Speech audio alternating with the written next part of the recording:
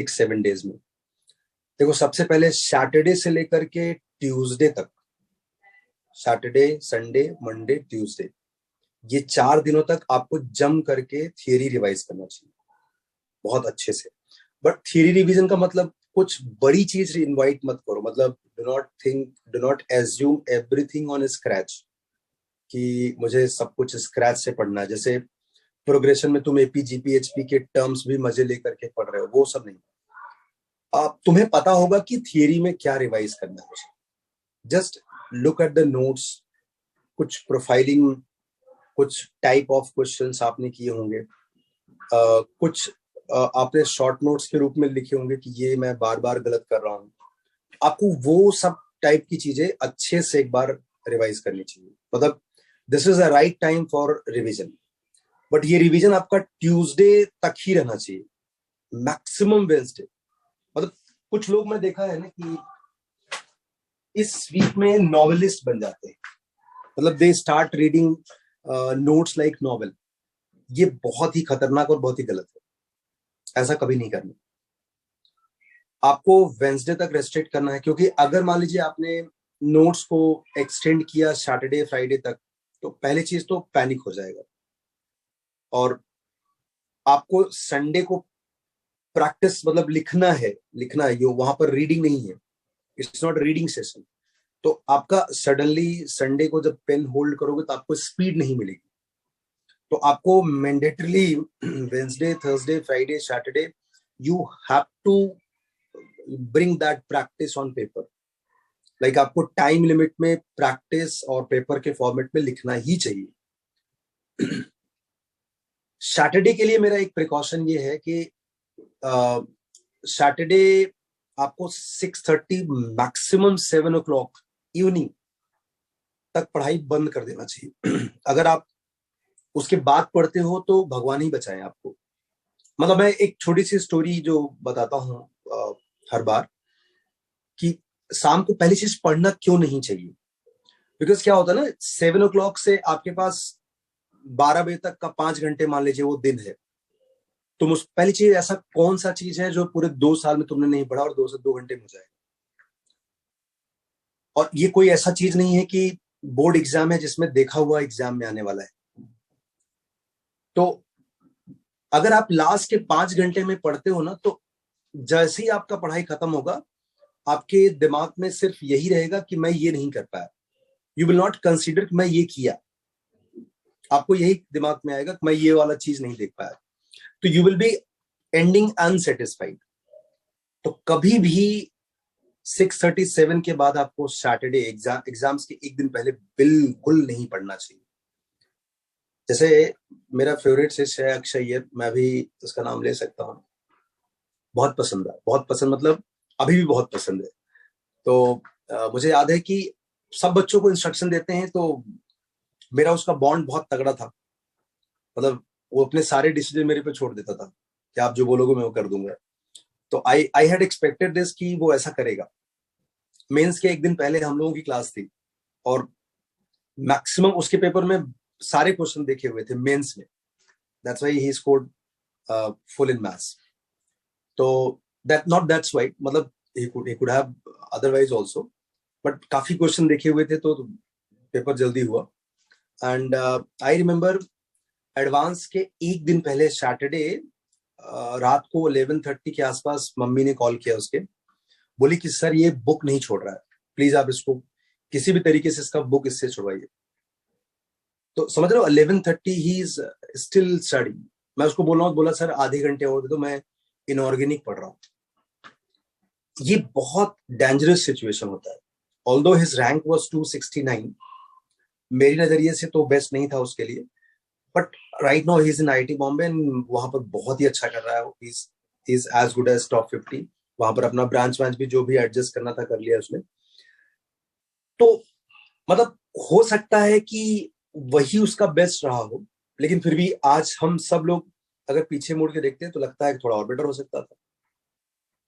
तो इसीलिए मैं बोलूंगा ना कि मैं बाद में उससे पूछा कि क्या ये तुम्हारे फायदे में था। वो बोला बिल्कुल फायदे में नहीं था। मतलब अगर मैं 6-7 बजे के बाद एंजॉय किया होता, पिक्चर देखा होता, कहीं घूमने चला गया होता, I would have been little more fresh.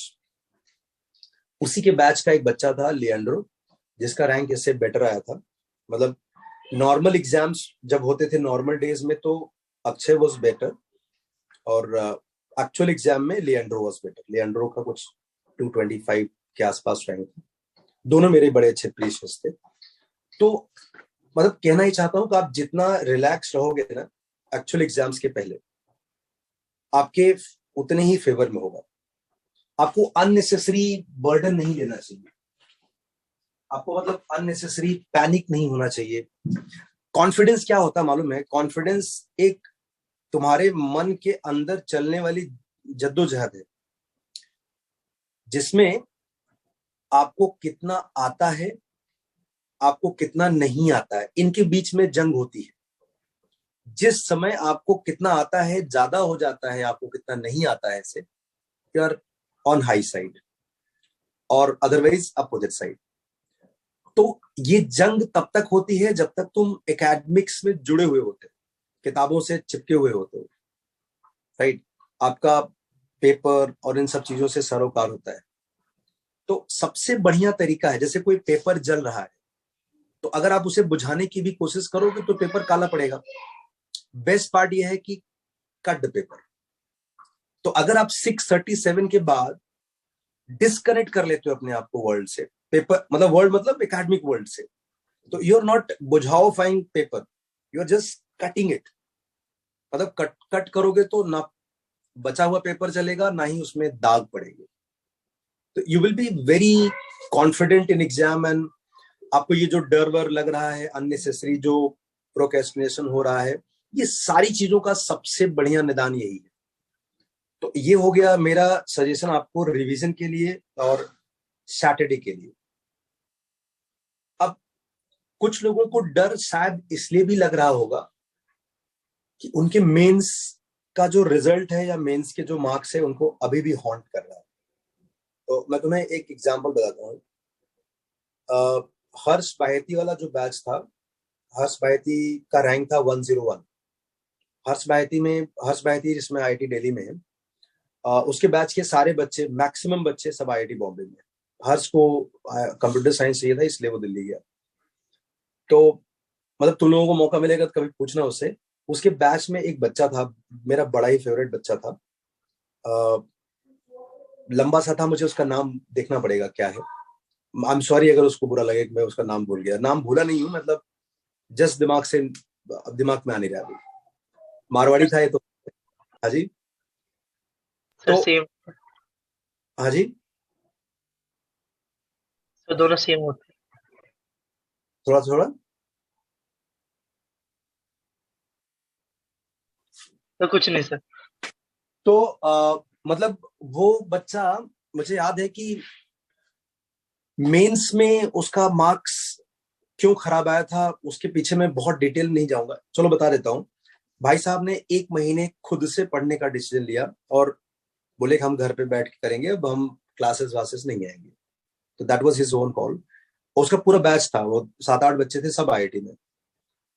उसमें से एक बच्चा आई थिंक ये आदित्य तुम्हारा जान पहचान वाला था, आदित्य रांगने, विक्रांत रांगनेकर। मतलब उसके बैच में तो पूछेगा ना, कुछ 10 बच्चों का बैच था, सबके सब आईआईटी बॉम्बे में। विक्रांत था, मुझे सबके नाम याद नहीं, मुझे माफ करना, लेकिन सब आईआईटी में। अक्षय हर्ष बहती का 101 था। तो मैं ये बताना चाहता हूँ कि जिस दिन मेंस का रिजल्ट निकला, हम सब लोगों ने प्लान किया था सेलिब्रेशन करें, क्योंकि बैच सबसे अच्छा था और हमें उम्मीद था बहुत अच्छा रिजल्ट आएगा। भाई साहब हमने ढोल वाले को बुला लिए और ढोल वाले को टाइम दिया था 11 बजे का, क्योंकि रिजल्ट का टाइम था 11 बजे। 10:30 का टाइम था, 11 बजे बुलाया था उसको। उसको पैसे देने होते हैं, ढोल बजाते हैं जो। तो 11 बजे रिजल्ट नहीं आया भाई साहब 2018 मेंस का। तो हमने कहा ठीक है 12 बजे आ जाएगा। 12 बजे तक मिठाई उठाई भी मंगा ली, समोसे वमोसे भी मंगा लिए कि रिजल्ट आएगा तभी मिठाई खाएंगे। केक भी मंगा लिया। अब भाई साहब 1 बजे तक भी रिजल्ट नहीं आया। अब वो नीचे जो ढोल वाला है वो आकर के बोला है साहब इतना देर तक वेट नहीं कर सकते, अभी हम बजाना ही पड़ेगा हमको। हमने कहा भाई साहब रिजल्ट आया नहीं तो बजा कैसे सकता है? तो बोला वो मेरा कॉल नहीं है, मैंने पेपर थोड़ा दिए, हम तो बजाएंगे। तो हमने भाई थोड़ा आधा घंटा रुक जाओ, 100 रुपया और ले लेना, तू आधा घंटा रुक जाओ। 2 बजे तक भी रिजल्ट नहीं आया। अरे भाई साहब, उसके बाद तो क्या इम्पेशेंट हुए वो ढोल वाले, और नीचे 2 बजे बजाने लगे। और नीचे मतलब आने जाने वाले जो रास्ते में लोग थे वो अपना डांस वांस भी कर रहे हैं, हम तो नीचे नहीं गए, क्या मुंह लेके जाएंगे। रिजल्ट आया शाम को 6:30 बजे। समझ गए, ढोल वाला तो इतनी देर तक बिल्कुल बर्दाश्त नहीं करता। तो एनीवे सबके रिजल्ट उसमें, आई थिंक बाहेती का रैंक था 80 मेंस में। आशय करके एक बच्चा था, उसका भी कुछ 100 के आसपास रैंक था। ये बच्चा था, इसको मेंस में टोटल मार्क्स मिला था 125। मैं लास्ट में नाम याद आ जाएगा बता दूंगा। मतलब मारवाड़ी बच्चा था, उन्हीं के बैच का था, और बड़ा ही फेवरेट बच्चा था, लंबू सा था। तो 125, हम लोग रिजल्ट सेलिब्रेट कर रहे हैं, मिठाई केक सब कट रहा है। देखा एक बच्चा अचानक से बेंच के नीचे गिरा पड़ा है, ही फेंटेड। मतलब उसको भी भरोसा नहीं हुआ कि इतना कम मार्क्स आ सकता है। तो एनीवे मतलब I was over the phone with his mother, and his mother was like, मुझसे ऐसे रिक्वेस्ट करी थी जैसे मेरे हाथ में है, मैं रिजल्ट चेंज कर सकता हूँ।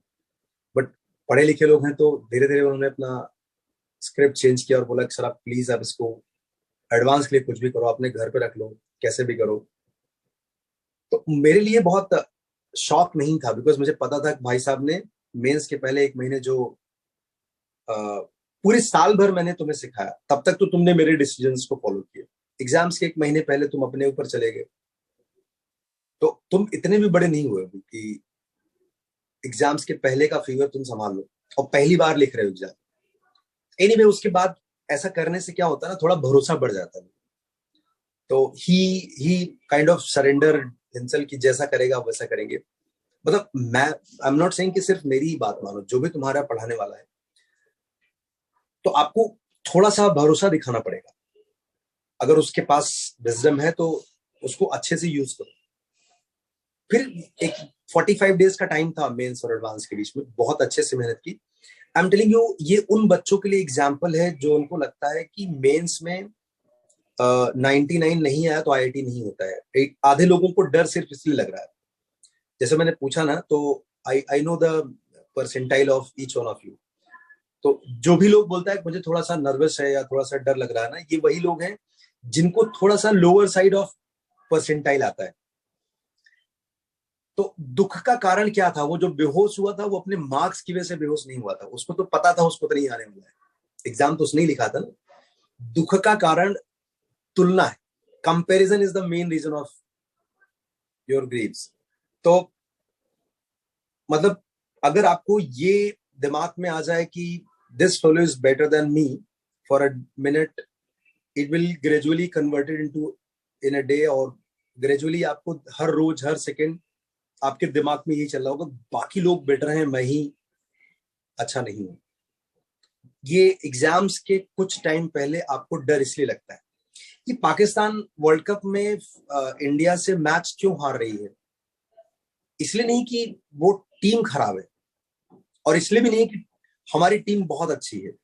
ये वो बताओ, 10 साल पहले अगर वो हमसे हारे हैं, तब टीम अलग थी, उनकी भी टीम अलग थी, फिर भी वो आज हमसे वर्ल्ड कप में खेल रहे हैं और हार जा रहे हैं। It's a more about psychological, क्योंकि अपने आस पड़ोस में वो यही हर रोज सुन रहे हैं कि वर्ल्ड कप में तो नहीं जीत पाओगे। मतलब जिनको क्रिकेट में इंटरेस्ट नहीं हो, I am sorry for them, world cup में तो नहीं जीत पाओ, क्योंकि आज तक वर्ल्ड कप में नहीं जीत पाया। तो I am saying like it's a more mental game than actual. उस लड़के का भाई साहब 1725 रैंक आया था एडवांस में, 1725। आई रिमेम्बर, मैं जिस दिन रिजल्ट आया था, ऑब्वियसली बाहेती वगैरह तो सेलिब्रेशन का पार्ट था ही। मतलब ही हैज नो प्लान कि वो मुझसे मिलने आएगा, but I swear I was, मतलब मेरी आंखें भरी थी। मैं क्लास में था और वो भागता हुआ मिठाई का डब्बा लेके आया था। उसका इडियट का नाम भूल गया रे, न्यू बॉम्बे से था वो, और बहुत ही प्यारा बच्चा था, बहुत ही प्यारा। मेरे साथ कई बार, मेरे साथ कार में एक सेंटर से दूसरे सेंटर जाता था, और वहां पर दिन भर बैठ करके हम लोग पढ़ते थे सब, हर्ष, बायती, आशय और वो। का नाम भूल गया मैं। तो आई एम सेइंग कि मेंस टू एडवांस ये 45 डेज में, ऐसा नहीं उसने कोई करामात किया, बस उसने ये बोला कि अब तुम जो बोलेगा हम कर लेंगे। पहली चीज तो उसने एक फेथ दिखाया, और फिर उसने उसमें डिसबिलीव नहीं जोड़ा, फिर उसने अपने आप को किसी से कंपेयर नहीं किया, बिकॉज कंप्लीट सरेंडर था कि मतलब तुम जैसा बोलेगा वैसे ही करूंगा, मतलब बाहर भी जाए, अगर इनको अच्छा आ रहा तो आने दो, मुबारक हो उनको। तो अभी भी जिन लोगों के जैसे भी 125 मार्क्स, मतलब तुम समझ लो 2018 में तुम गूगल कर लेना, 125 मार्क्स कट ऑफ था, कुछ 91 95 का मार्क्स, 125 लगभग बॉटम पे ही था वो। तो मतलब मैं बोलूंगा कि अभी इन सभी चीजों से एकदम बाहर निकलना चाहिए। और कुछ लोग दुखी इसलिए भी हैं कि उनको जो भी एग्जाम्स लिखे हैं अभी तक उन्होंने, चाहे वो पीवाईक्यू हो, चाहे वो अपनी क्लासेस के टेस्ट हो, उसमें उनके मार्क्स उनके हिसाब से बहुत अच्छे नहीं थे। मतलब एक्चुअली सही पूछो ना तो किसी के भी मार्क्स बहुत अच्छे नहीं थे, अनलेस यूर फर्स्ट रैंकर। जिसके फर्स्ट भी है ना, मैं मतलब कभी कभी तुम अगर पूछोगे तो डीएम साहब हैं हमारे, उनको मार्क्स बहुत अच्छे आते हैं, लेकिन क्या वो सेटिस्फाइड, अरे सर मैं कैसे, मेरे से ऐसा गलती हुआ। मतलब तू सोच ना, जिस बच्चे को 350 आउट ऑफ 390 मिला हो बिट्स में, तो वो तो, तुम तो सोच रहे होगे कि मेरे को मिलता तो मैं तो आग लगा देता वो, लेकिन वैसे ही, अरे सर क्या सिली मिस्टेक हुआ है। मतलब मैं उसको फोन किया, बहुत सिली मिस्टेक हुआ, बहुत ज्यादा। तो मुझे लगा इसको 10-15 नंबर आए होंगे, बाद में बोला 350 आए हैं।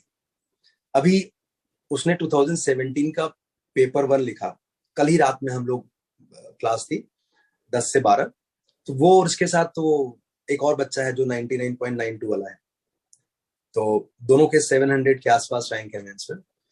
तो कैसे बता रहा था, अरे सर 17 का पेपर तो मतलब ठीक ठाक था, तो मुझे लगा कि इसको 17 में 50% के आसपास मार्क्स आएगा, मतलब ऐसा भी नहीं था खास।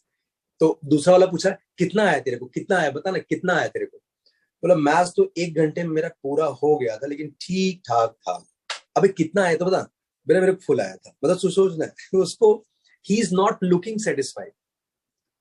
तो अगर कोई, तुमको लग रहा हो किसी को बहुत अच्छा मार्क्स आ रहा है और वो बहुत खुश है, ये स्टेट ऑफ माइंड किसी का नहीं इस समय। क्योंकि जब ऐसा एग्जाम हो रहा है जिसमें तुम्हारा अच्छा या बुरा बाकियों के हिसाब से देखा जाएगा, तो तुम बुरा ही क्यों सोच रहे हो। मतलब क्रिकेट में 350 रन बनाओगे तो भी डिफेंडेबल नहीं होगा, और लोगों ने 150 में भी जीते हैं।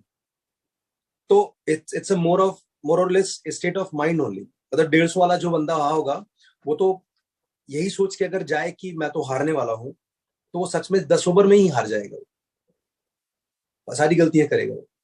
तो आपको ये याद रखना है कि पेपर जो तुम यहां लिख रहे हो और जो तुम एक्चुअल एग्जाम लिखोगे, बहुत फर्क होगा।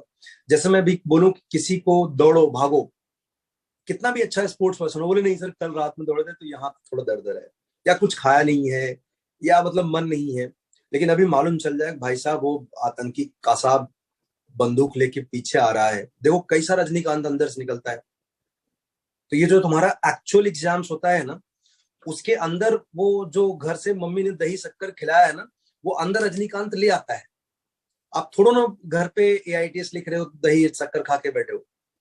मतलब दही शक्कर इज जस्ट एग्जाम्पल, मतलब you are not very much oriented for the exam at home.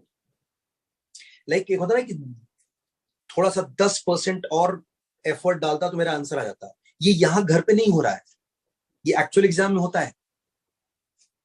समझ रहे हो मेरी बात।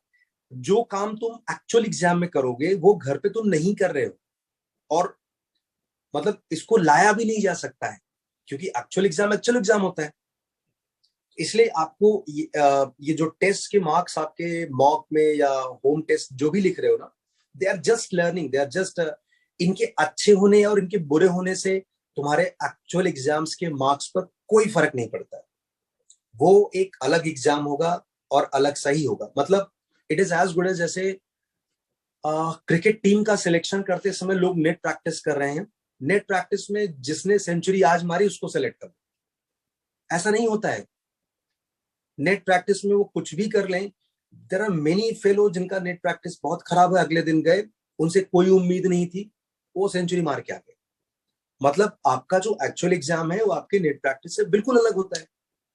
हाँ, उनमें और हम में क्या फर्क होगा, वो इस फ्रेम ऑफ माइंड से एग्जाम लिखने नहीं जाते हैं कि उनका एग्जाम खराब होगा क्योंकि नेट प्रैक्टिस खराब हुआ।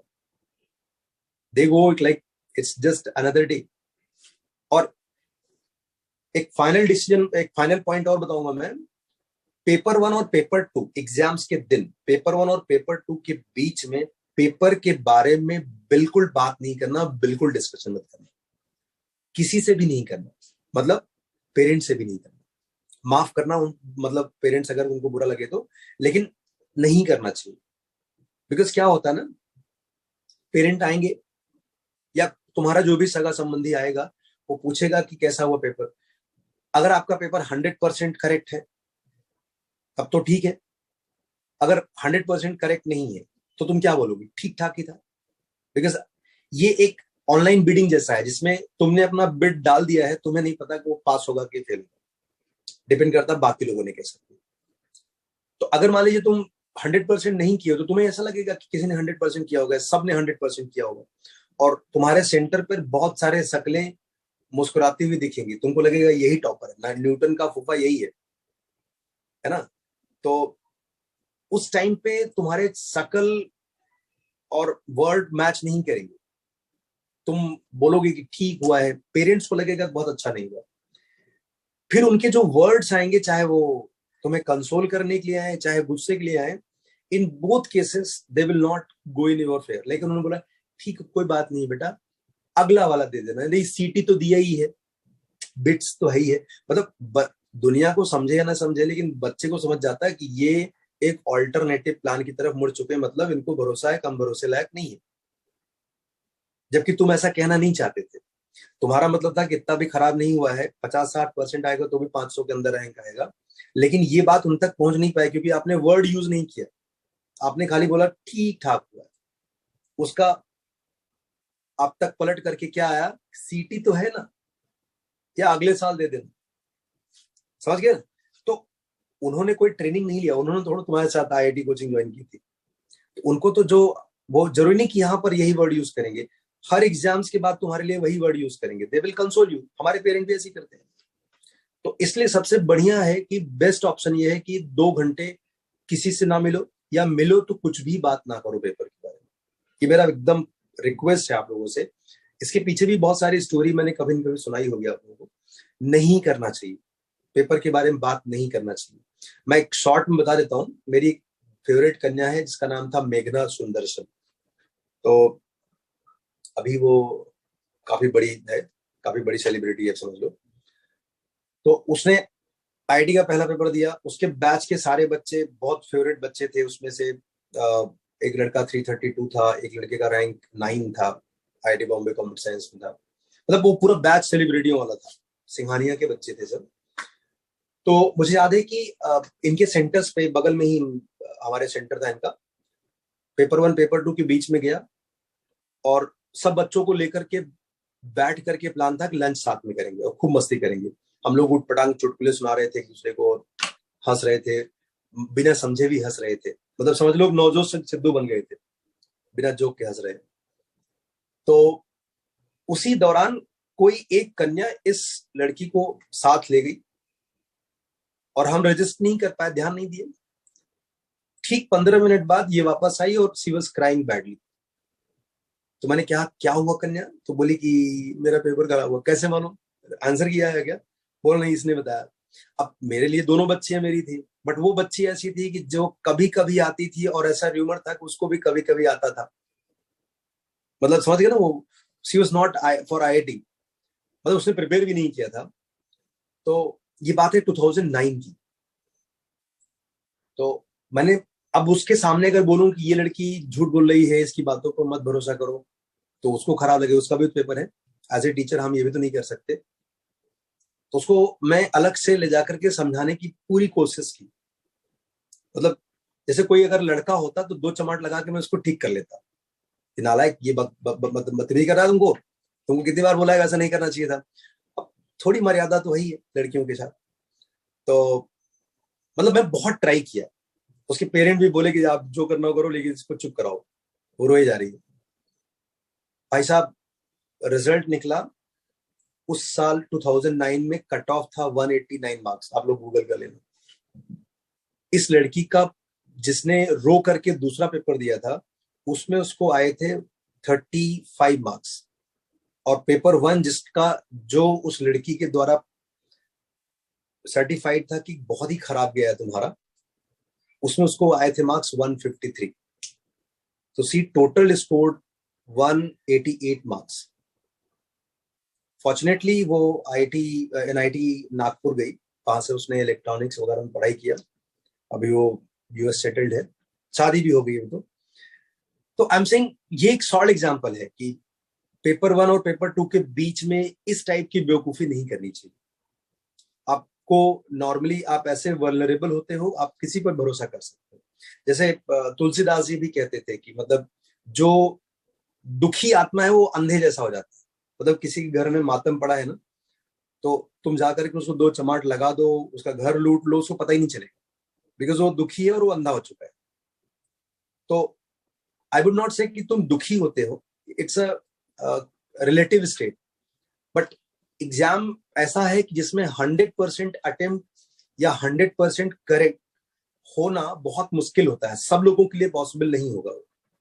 तो जिन लोगों को ये स्टेट नहीं मिलता है, वो रिलेटिवली दुखी होते हैं, तो काफी वल्नरेबल पोजीशन होती है। उस टाइम पे कोई भी बेवकूफ इंसान आपको अपने साथ कुछ भी मोमेंटम दे सकता है, सेकेंड पेपर की बैंड बजा सकता है। इसलिए ऐसे लोगों से, ऐसे रायचंद और ज्ञानचंदों को एक्स्ट्रा प्रणाम करें उस 2 घंटे में, और सबसे दूर रहे ना। मतलब पेरेंट्स को खराब नहीं लगेगा बाद में। मतलब तुम लोग बताया था मैंने कि अरिजीत जैन एयर 53 एक बस में बिठाया था, और उसका लंच क्या होगा, क्या खाएगा, बाद में मैंने उसके पापा से माफी मांगा। मुझे पता था कि बुरा लग सकता है, बट ठीक है, now he is happy at least, because जो टारगेट था, जो गोल था, वो अचीव हुआ। मैं किसी भी एंगल से नहीं चाहता था कि उस बच्चे को पेपर 1 और पेपर 2 के बीच में कोई डिस्टर्बेंस हो। तो आई इंश्योर कि एवरी पॉसिबल वेज, मैं खुद भी उससे फोन पे बात किया, तो पेपर के बारे में बात नहीं किया कि तेरा लंच आ गया है, लंच करना, और थोड़ा सा 2-5-10 मिनट वॉक करना, किसी से बात नहीं करना, बस ये बोल करके रख दिया। और आई इंश्योर कि he is not with anyone. वो आराम से, एक बस थी, एसी बस थी, उसमें बैठकर आराम से सोया। तो this is my final suggestion to all of you. ये एक ब्यूटीफुल जर्नी है, अगले 7-8 दिनों में बहुत मचा सकते हो आप। आपने ऑलरेडी बहुत अच्छा